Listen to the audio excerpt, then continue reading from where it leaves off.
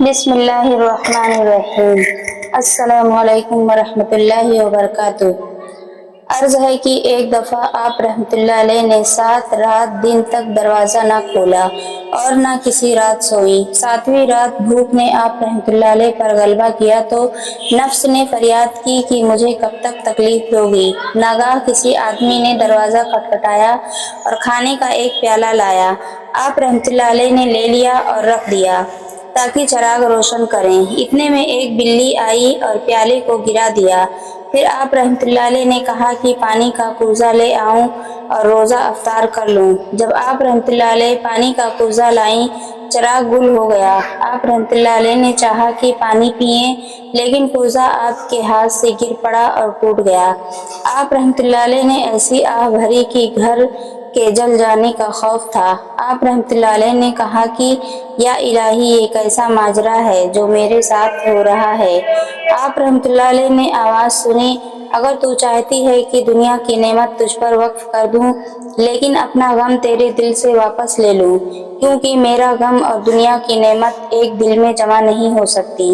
اے رابعہ رحمۃ اللہ علیہ، تیری بھی ایک مراد ہے اور ہماری بھی ایک مراد ہے۔ تیری مراد اور ہماری مراد ایک جگہ اکٹھی نہ ہوں گی۔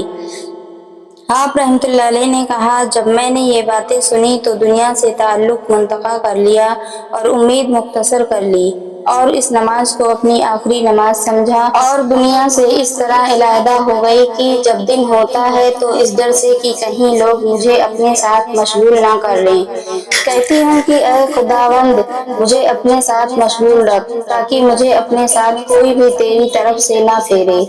نقل ہے کہ آپ ہمیشہ روتی تھیں۔ لوگوں نے کہا کہ ہم ظاہری طور پر کوئی علت و بیماری تم میں نہیں دیکھتے، لیکن تم ہمیشہ درد اور فریاد میں رہتی ہو۔ آپ رحمۃ اللہ علیہ نے کہا، ہاں، مجھے سینہ کے اندر ایک بیماری ہے کہ جہان کے حکیم جس کا علاج نہیں کر سکتے۔ میرے زخموں کا مرہم اس کا وصال ہے۔ میں بہانہ کی متلاشی ہوں تاکہ کل قیامت کے روز میں اپنے مقصد کو پہنچوں، اس لیے اپنے آپ کو غمزدوں کی سی شکل بتاتی ہوں کہ آخر اس سے کم تو نہ چاہیے۔ نقل ہے کہ بزرگوں کی ایک جماعت آپ رحمۃ اللہ علیہ کی خدمت میں حاضر ہوئی۔ آپ رحمۃ اللہ علیہ نے ایک سے پوچھا کہ خدائے تعالیٰ کی پرستش کس لیے کرتا ہے؟ اس نے جواب دیا کہ دوزخ کے 7 طبقات نہایت عظیم ہیں اور سب کو اس سے گزرنا پڑے گا، لاچار اس کے خوف و ہراس کی وجہ سے پرستش کرتا ہوں۔ دوسرے نے کہا، حشت بہشت کے درجات بلند نہایت عمدہ منزل ہیں اور وہاں پر آرام کا وعدہ کیا گیا ہے۔ آپ رحمۃ اللہ علیہ نے فرمایا، بندہ نہایت برا ہے جو اپنے خداوند کی پرستش خوف یا طمع کی وجہ سے کرتا ہے۔ انہوں نے سوال کیا کہ آپ رحمۃ اللہ علیہ کس لیے پرستش کرتی ہیں؟ کیا آپ رحمۃ اللہ علیہ کو اللہ تعالیٰ کی درگاہ سے کوئی طمع نہیں؟ آپ رحمۃ اللہ علیہ نے فرمایا، پہلے ہمسایہ کی تلاش ضروری ہے، پھر گھر کی۔ ہمارے لیے دوزخ و جنت کا وجود و عدم وجود دونوں برابر ہے۔ کیا ہمارے لیے یہ کافی نہیں ہے کہ اس نے اپنی پرستش کے لیے ہمیں حکم دیا ہے؟ اگر بہشت نہ ہوتی تو پھر کیا اس کی عبادت نہیں کرنی چاہیے تھی؟ اور کیا یہ اس کا استحقاق نہ تھا کہ بے واسطہ اس کی عبادت کریں؟ نقل ہے کہ آپ رحمۃ اللہ علیہ کے پاس ایک بزرگ آئے اور اس وقت آپ رحمۃ اللہ علیہ کے کپڑے پھٹے ہوئے تھے۔ انہوں نے کہا، بہت سے لوگ ایسے ہوں گے، اگر آپ رحمۃ اللہ علیہ انہیں اشارہ کر دیں تو وہ آپ رحمۃ اللہ علیہ پر مہربانی کریں۔ آپ رحمۃ اللہ علیہ نے کہا، مجھے شرم معلوم ہوتی ہے کہ دنیا کسی سے طلب کروں۔ دنیا تو حق تعالیٰ کی ملکیت ہے، کسی دوسرے سے طلب کیسے کر سکتی ہوں، کیونکہ اس کے ہاتھ میں تو ایک مستعار چیز ہے۔ اس بزرگ کی صورت نے کہا، اس ضعیفہ کی بلند ہمتی تو دیکھو کہ اس کو کس قدر بلند مرتبہ دیا گیا ہے کہ اسے افسوس ہوتا ہے کہ اپنے قیمتی وقت کو سوال میں ضائع کرے۔ نقل ہے کہ کچھ لوگ امتحان کی غرض سے آپ کی خدمت میں حاضر ہوئے اور کہا، اللہ تعالیٰ نے تمام فضائل مردوں پر نچھاور کیے ہیں، کمر بند کرامت بھی مردوں ہی کی کمر سے باندھی ہے، اور آج تک کوئی عورت پیغمبر نہیں ہوئی ہے۔ آپ رحمۃ اللہ علیہ نے یہ لاف زنی کس لیے کرتی ہیں؟ آپ نے جواب دیا، جو تم نے بیان کیا ہے درست ہے، لیکن خود پرستی انا ربکم الاعلی، یہ فرعون کا قول ہے کہ میں بلند مرتبہ رب ہوں، کسی عورت کے گریبان سے ظاہر نہیں ہوا ہے، اور کوئی عورت آج تک مخنث نہیں ہوئی، مخنثی آدمیوں ہی میں پیدا کی گئی ہے۔ نقل ہے کہ ایک وقت آپ رحمۃ اللہ علیہ بیمار ہو گئیں۔ لوگوں نے پوچھا آپ کی بیماری کا سبب کیا ہے؟ آپ رحمۃ اللہ علیہ نے جواب دیا، صبح کے وقت ہمارے دل میں رغبت پیدا ہوئی تھی تو دوست نے ہم پر عطا کیا، اور یہ بیماری اسی وجہ سے ہے۔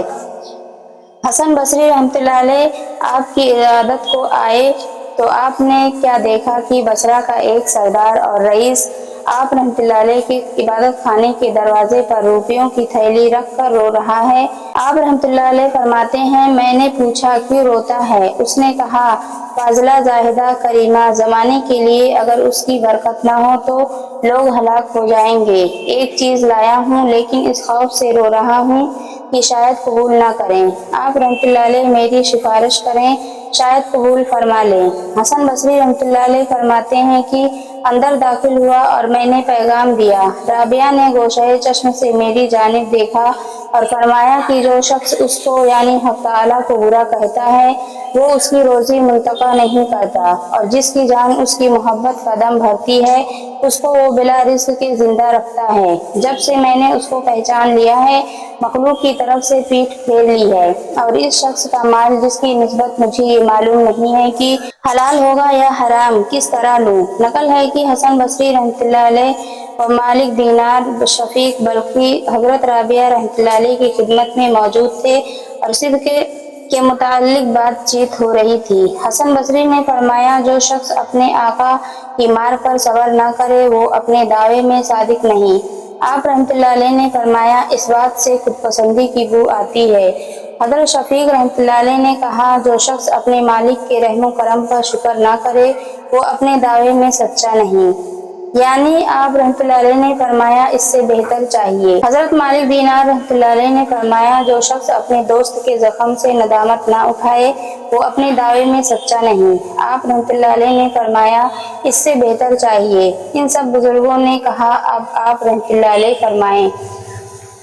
آپ رحمۃ اللہ علیہ نے فرمایا، جو شخص درد زخم کو اپنے مطلوب کے مشاہدے میں فراموش نہ کرے وہ اپنے دعوے میں صادق نہیں، اور اس صفت کا ہونا کوئی باعث تعجب نہیں، کیونکہ مصری عورتوں نے حضرت یوسف علیہ السلام کے جمال کے مشاہدہ میں اپنی انگلیوں کے زخم کو فراموش کر دیا ہو تو اس صفت پر کیا تعجب ہے۔ نقل ہے کہ مشائخین بصرہ میں سے ایک شخص آپ رحمۃ اللہ علیہ کی خدمت میں آئے اور آپ کے سرہانے بیٹھ گئے اور دنیا کی مذمت شروع کی۔ آپ نے کہا، تم دنیا کو دوست رکھتے ہو، اگر نہ رکھتے ہوتے تو اس کا ذکر نہ کرتے، کیونکہ اسباب کا توڑنے والا خریدار ہی ہوتا ہے۔ اگر تم دنیا سے فارغ ہوتے تو اس کے نیک و بد کے متعلق ذکر نہ کرتے، لیکن تم اسی لیے یاد کرتے ہو۔ اکثر ذکر، جو شخص کسی چیز کو دوست رکھتا ہے وہ اکثر اس کا ذکر کرتا ہے۔ نقل ہے کہ حضرت حسن بصری رحمۃ اللہ علیہ فرماتے ہیں کہ میں نماز ظہر کے وقت حضرت رابعہ کی خدمت میں گیا۔ لاسٹ والا پارٹ دیکھنے کے لیے آپ لوگ چینل کو سبسکرائب کر لیں اور بیل آئیکن کو ضرور دبا لیں، اور ویڈیو کو لائک شیئر ضرور کریں تاکہ آنے والی ہر ویڈیو آپ تک پہنچ سکے۔ شکریہ۔